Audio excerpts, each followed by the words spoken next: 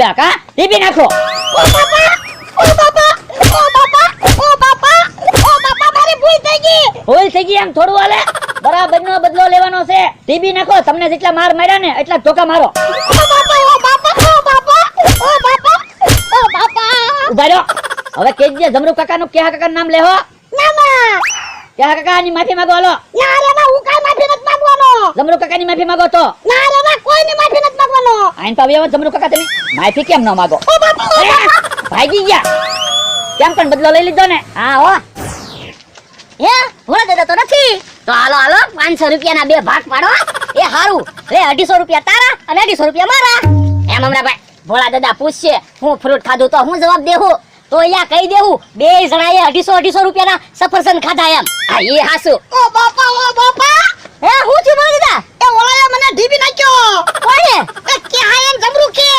તો પણ તમે એકલા એને રે બાંધવા કામ ગયા. એ હું બાંધવા નતો ગયો. તો એ બકુડો ડોહો બનીને આવ્યો. મને કે વેલણ વાડીએ મૂકી જાવ. કે હું મૂકવા જાતો તો તા રસ્તામાં કેવણ જમરૂ ખંતાન બેઠા હતા. મને ઢીબી નાખ્યો.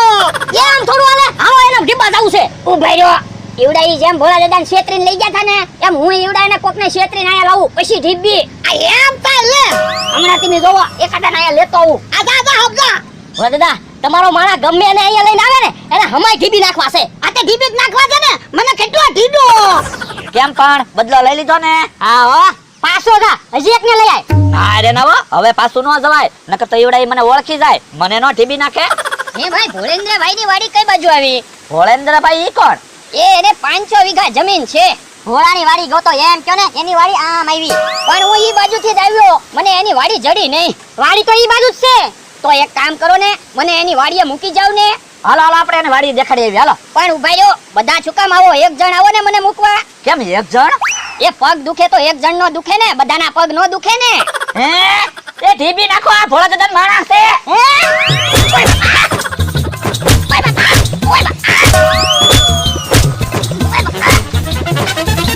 જો ગોળી ઘાસ તો. હે બકુલ તું કેમ ઓળખી ગયો? એને એમ કીધું ને એક જણો આવીને વાડીએ મૂકી જાવ. ક્યાં મને ખબર પડી ગઈ. ઠીક ભોળા દાદા તમારે મને પૂછ્યા વગર એકલું ક્યાંય જાવું જ નહીં. પણ બકુડો ડોહો બનીને આવ્યો ને એમાં હું છેતરાઈ ગયો. પણ તમને ખબર તો છે હમણાં આપણે દુશ્મની આલે એટલે ધ્યાન રાખવી. એ વાંધો નહીં. હે તમારો માણસ કેમ ફફડાટી પાછો આવ્યો?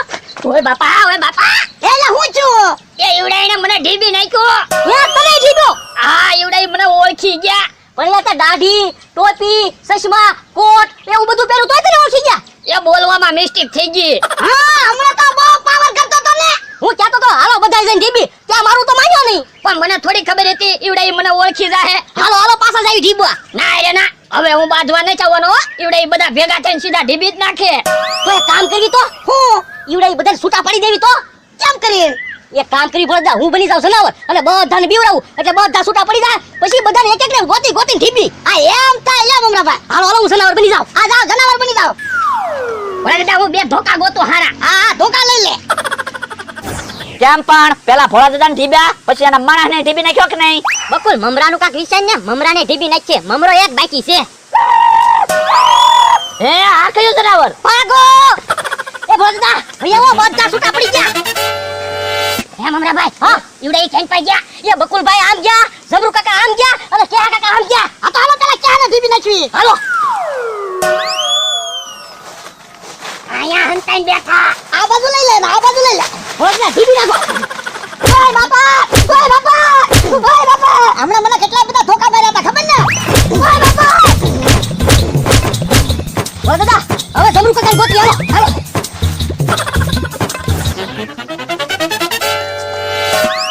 હાશ હારું છું મને ભાળ્યો તો નહીં. ભોળા દાદા જમરૂ કાકા અહીંયા બેઠા. ઢીબી નાખો ઓય બાપા